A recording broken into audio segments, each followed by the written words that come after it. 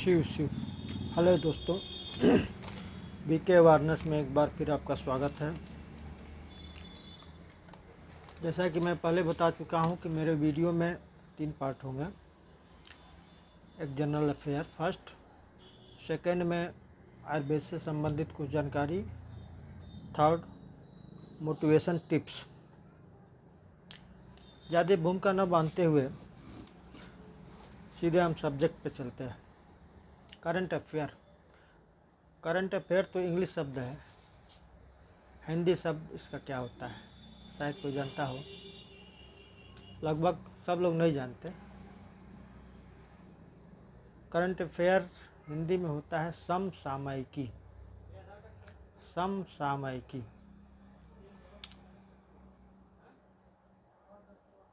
अभी अभी अपने देश का एक छोटा सा राज्य है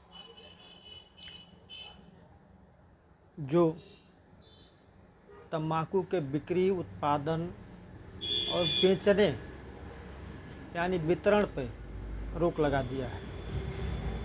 उस प्रदेश का नाम तेलंगाना है। तेलंगाना, याद रखिए। तेलंगाना ने अपने स्टेट में बिक्री, तंबाकू की बिक्री, उत्पादन और वितरण पर रोक लगा दिया है। Number 2, second current affair. 29 मई को अंतर्राष्ट्रीय एवरेस्ट दिवस मनाया जाता है। 29 मई को अंतर्राष्ट्रीय एवरेस्ट दिवस मनाया जाता है। समसामयिकी में एक नया करंट अफेयर है। आप देखें, ये क्वेश्चन आ सकता है, फेमस न्यूज भी मानिए इसको। पीएम मोदी तमिलनाडु में कन्याकुमारी, तमिलनाडु प्रदेश में कन्याकुमारी, जहां आप जानते हैं कन्याकुमारी को, वहां विवेकानंद रॉक मेमोरियल पर 48 घंटे तक ध्यान किया। ये स्वामी विवेकानंद से क्यों जुड़ा हुआ है, आइए इसके बारे में समझते हैं। अभी अभी मोदी जी ने 48 घंटे विवेकानंद रॉक मेमोरियल पर साधना की। ये तमिलनाडु में स्थित है। थोड़ा सा हम विवेकानंद के बारे में भी जानना चाहिए, नाम आया है तो जान लें। स्वामी विवेकानंद का जन्म 12 फरवरी 1863 को कलकत्ता में हुआ था। स्वामी, एक प्रश्न बनेगा, इसको याद करिए। स्वामी विवेकानंद का जन्म 12 जनवरी 1863 में कलकत्ता में हुआ था। उनके पहले का नाम उनका नरेंद्र नाथ दत्त था। उनका पहले का नाम, घर का नाम मान लीजिए, नरेंद्र नाथ दत्त था। स्वामी विवेकानंद उसी जगह से, उसी रॉक मेमोरियल से साधना करके अमेरिका गए और अमेरिका में 11 सितंबर 1893 को अमेरिका के शिकागो में विश्व धर्म सम्मेलन में भाषण देकर भारत का नाम रोशन किया।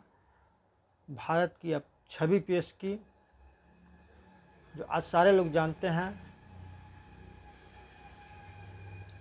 अब आते हैं नेक्स्ट जानकारी, नेक्स्ट क्वेश्चन मान लीजिए इसको। हाल ही में आरबीआई द्वारा कौन सा पोर्टल लॉन्च किया गया?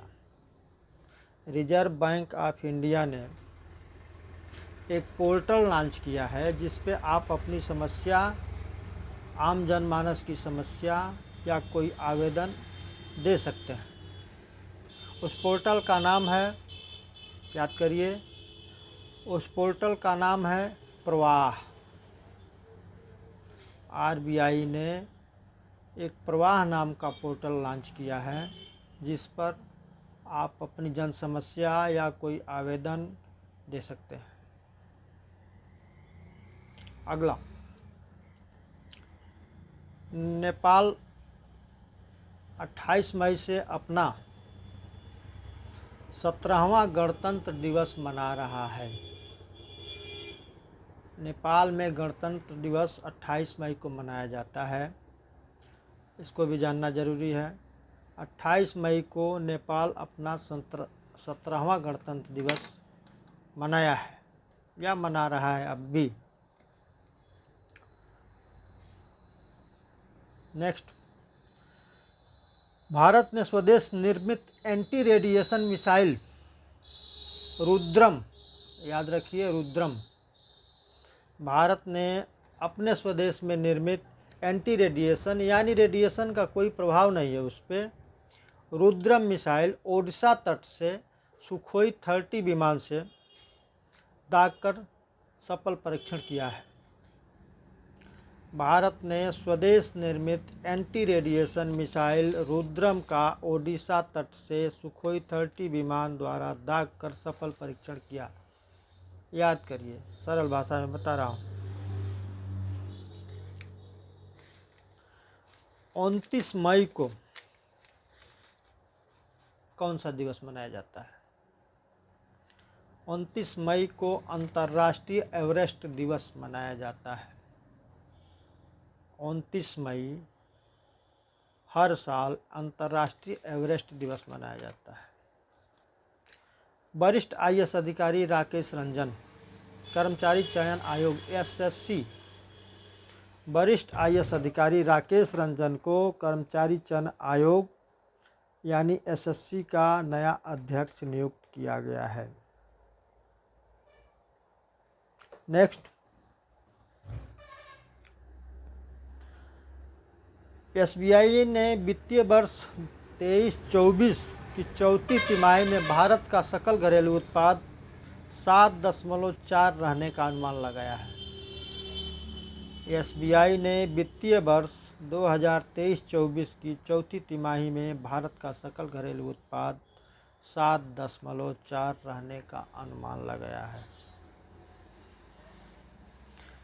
आइए नेक्स्ट, अभी उत्तरी हिंद महासागर में चक्रवात आया था। नाम क्या है? सबको मालूम होगा, जिसको नहीं मालूम है समझिए। उस चक्रवात का नाम रेमल था। उत्तरी हिंद महासागर चक्रवात सीजन का यह पहला बड़ा चक्रवात है। इसका नाम रेमल। ये नामकरण कैसे होता है? कभी आपने सोचा है कि चक्रवातों का नामकरण कैसे होता है? UNA की एक संस्था है, metrological organisation, world metrological organisation WMO। UNA की इस संस्था में 185 देश हैं जो हर चक्रवात का मिलकर नामकरण करते हैं, या बारी बारी से नंबर आता है हर देशों का नामकरण करने का। नेक्स्ट, भारत की सबसे बड़ी बिजली प्रदाता कंपनी NTPC है। भारत की सबसे बड़ी बिजली प्रदाता कंपनी NTPC को 2024 का ATD वेस्ट अवार्ड मिला है। हाल ही में भारत के सबसे बड़ी बिजली प्रदाता कंपनी NTPC को ADT बेस्ट पुरस्कार 2024 का बेस्ट पुरस्कार मिला हुआ है। ये 8वीं बार मिला है। इस कंपनी को ये पुरस्कार 8वीं बार मिला है। एक और क्वेश्चन बता देता हूँ। विश्व भूख दिवस हर वर्ष 18 मई को मनाया जाता है। इसका मतलब ये नहीं कि भूखों के लिए मनाया जाता है। मतलब ये हुआ कि विश्व भूख दिवस 28 मई को इसलिए मनाया जाता है कि सारे लोग मिलकर भूखमरी को दूर करें। याद रखें, 28 मई को हर वर्ष विश्व भूख दिवस मनाया जाता है। नेक्स्ट, एक और क्वेश्चन ले लेते हैं। गीता करमारकर एशियन जिम्नास्टिक चैंपियनशिप में गोल्ड मेडल जीता है। गीता करमारकर एशियन जिम्नास्टिक चैंपियनशिप में गोल्ड मेडल जीता है। इतना आप करंट अफेयर याद करें। याद करने के लिए वीडियो को बार बार देखना होगा। आइए कुछ आयुर्वेद की जानकारी लेते हैं।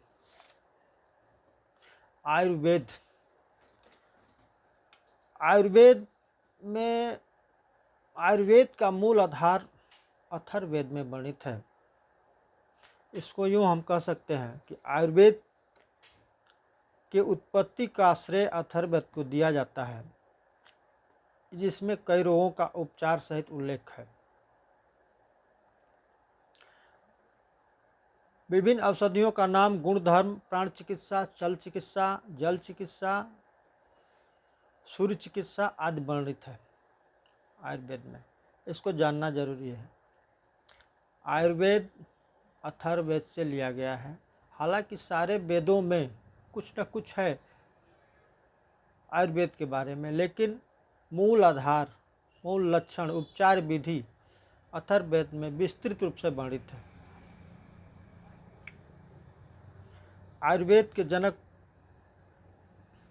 भगवान धन्वंतरी को मानते हैं। आयुर्वेद के जनक भगवान धन्वंतरी हैं। ये प्रश्न भी आएगा, इसको याद रखें आप। वे देवताओं के वैद्य के रूप में जाने जाते हैं। इनकी उत्पत्ति के समुद्र मंथन के समय इनकी उत्पत्ति हुई। आयुर्वेद के जनक भगवान धन्वंतरी हैं। ये देवताओं के वैद्य भी हैं और समुद्र मंथन के समय इनकी उत्पत्ति हुई।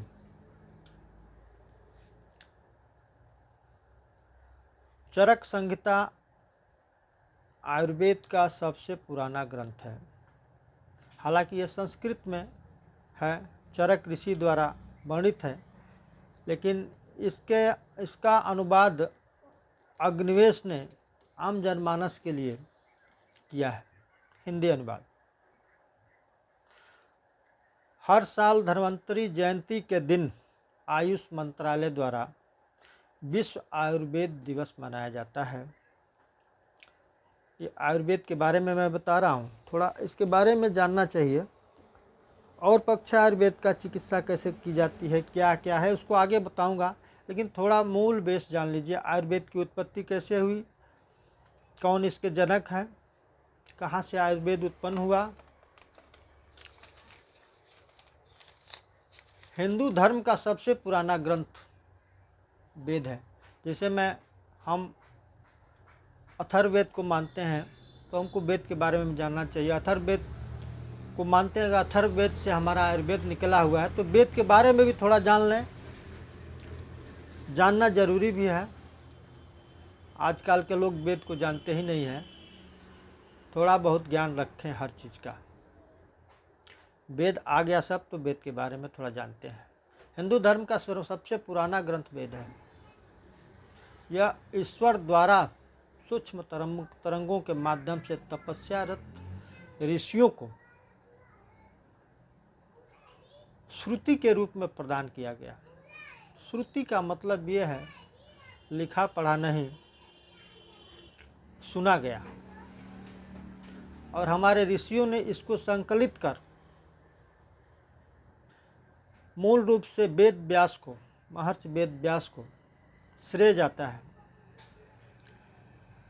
इस ज्ञान को संकलित कर वेद को 4 भागों में विभक्त कर इसका वर्णन किया है। प्रथम ऋग्वेद, दूसरा यजुर्वेद, थर्ड सामवेद, फोर्थ अथर्ववेद। ये कुछ जानकारी आयुर्वेद की हुई।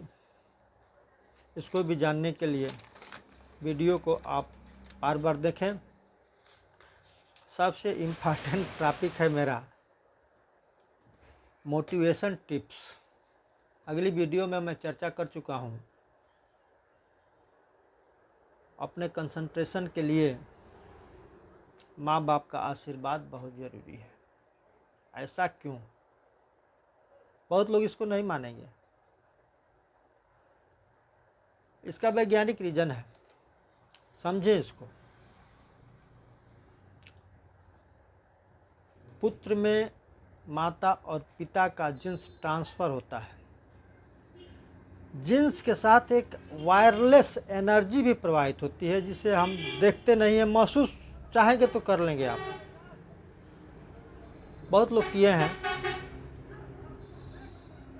वो एनर्जी भी आती है, वो आपको कंसंट्रेशन, बल और शक्ति प्रदान करेगी।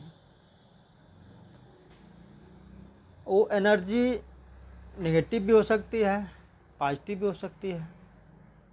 अब आप पे डिपेंड है कि नेगेटिव एनर्जी गेन करेंगे या पॉजिटिव करेंगे।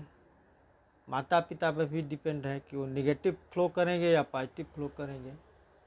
ए मेंटली है, दिमाग से ही एनर्जी फ्लो होती है, इसे कोई देख नहीं सकता, महसूस किया जा सकता है। आप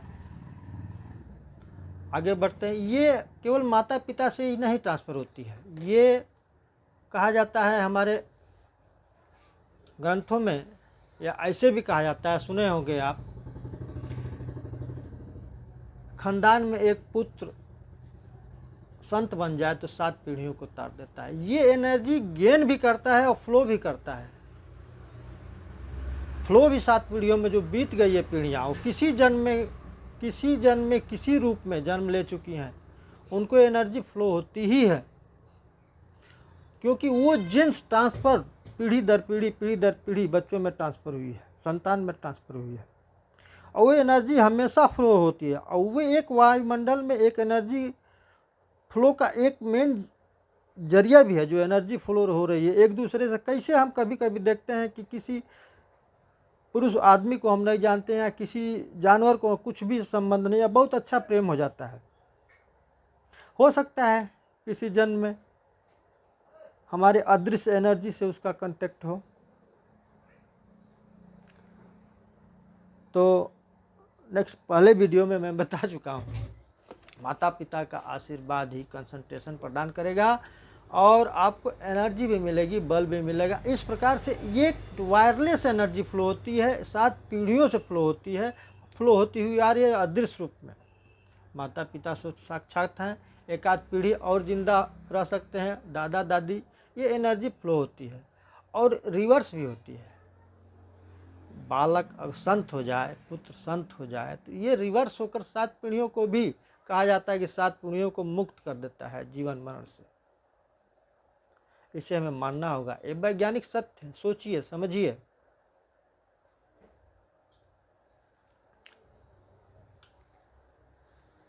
ये टिप्स जो हैं छोटे छोटे, इनका वैज्ञानिक कारण भी है, इसको ध्यान से समझें तो सारे विज्ञान पर निर्भर हैं और समझना चाहिए। आज के लोग तो समझना नहीं चाहते, लेकिन इसको थिंकिंग करें आप, बहुत लाभ मिलेगा। यहीं पर मैं अपनी वीडियो समाप्त करता हूँ। अगली वीडियो में, नेक्स्ट वीडियो में नए कंटेंट के साथ, नए गुप्त रहस्यों के साथ, नया करंट अफेयर के साथ और नए आयुर्वेदिक जानकारियों के साथ उपस्थित होऊंगा। तब तक के लिए धन्यवाद। जय हिंद, जय भारत।